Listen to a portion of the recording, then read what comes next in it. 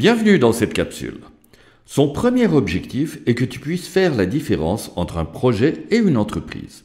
Son deuxième objectif est de te montrer 5 types de projets pour que tu puisses mieux situer ceux qui te trottent dans la tête. La plus grande différence est sa durée de vie. Pour ton projet, tu définis quand il commence et quand il devrait finir. Lorsque tu crées une entreprise, tu définis son lancement et tu espères qu'elle durera le plus longtemps possible, même si tu la quittes à un moment donné vers d'autres horizons. La deuxième différence importante est la prévisibilité. Dans un projet, tu essayes d'éliminer au maximum les imprévus. Lorsque tu lances une entreprise, c'est une aventure pour laquelle tu définis ton étoile du Nord et ta stratégie pour cheminer dans sa direction, en contournant les obstacles qui se présenteront. Mais il y a aussi une différence en relation aux bénéficiaires du projet. Dans cette première situation, tu as la personne, le groupe, l'équipe ou même le collectif qui va planifier et exécuter un projet, c'est-à-dire une série d'activités, pour livrer quelque chose dans le but d'obtenir un résultat pour des bénéficiaires le plus souvent externes.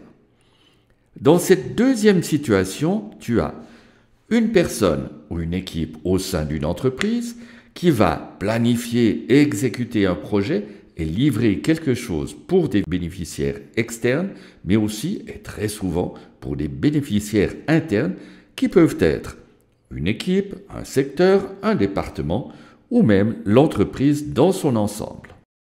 Dans les approches classiques, tu verras le cycle de vie d'un projet présenté en 5 phases. 1. L'initialisation, avec la justification du pourquoi du projet. 2. La planification avec les livrables, les délais et le budget. 3. L'exécution ou mise en œuvre de toutes ces activités.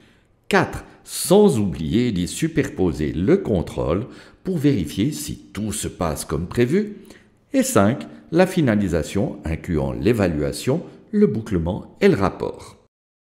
Pour l'entreprise, la littérature te présente aussi généralement 5 phases.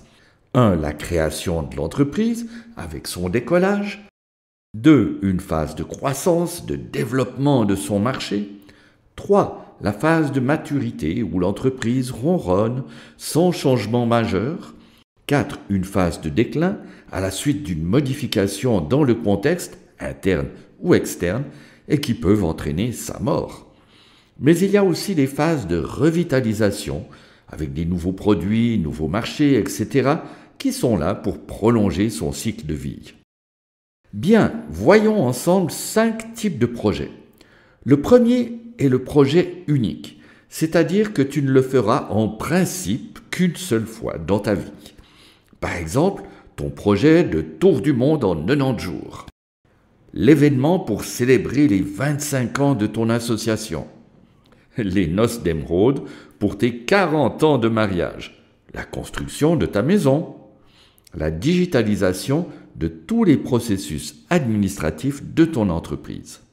Dans ce cas, tu crées un premier projet que tu pourras répéter à intervalles assez réguliers, mais espacés. Ce n'est jamais exactement le même projet, mais son but, ses principes de fonctionnement et son équipe de pilotage restent en général assez stables. Tu le retrouveras dans des situations typiques d'événements et de rencontres périodiques. Le festival de rock en plein air que tu as lancé en juillet 2012, le séminaire d'équipe que tu organises 2 fois par année, la rencontre bisannuelle de ta famille élargie sur 3 générations, etc., etc. Les programmes de coopération au développement en sont un exemple assez typique. Le principe est le suivant. Tu crées un projet pilote pour résoudre une problématique locale. Ce pilote s'étale sur quelques mois, mais il vise un impact à moyen terme. Tu attends suffisamment pour en mesurer l'impact et celui s'avère concret et très positif. Tu décides alors de le dupliquer dans d'autres endroits ou de l'intensifier par le biais de la création d'une organisation ad hoc. Ce cas de projet est très particulier car il est à cheval sur 2 mondes. Celui des projets et celui des entreprises. 1. Il est unique car son objectif est la naissance de l'entreprise. 2. C'est un projet car il se termine lorsque l'entreprise est lancée. 3. Il faut attendre plusieurs mois pour que l'entreprise dépasse son point d'équilibre, recettes supérieures aux dépenses, et démontre que le projet a réussi. Il ne te faut pas négliger cette 5e situation, celle d'une entreprise qui fonctionne essentiellement par projets successifs. C'est assez caractéristique dans le domaine des services. Par exemple, les bureaux d'architecture, les créateurs de sites internet, les entreprises générales, les planificateurs de mariage, etc. En résumé, nous avons vu quelques différences fondamentales entre un projet et une entreprise, ainsi que 5 types de projets. 1. Le projet unique. 2. Le projet répétitif. 3. Le projet pilote. 4. Le projet de création d'entreprise. 5. L'entreprise travaillant par projet. Tu as un projet en tête. Quel est le type parmi ces 5 qui lui correspond le mieux?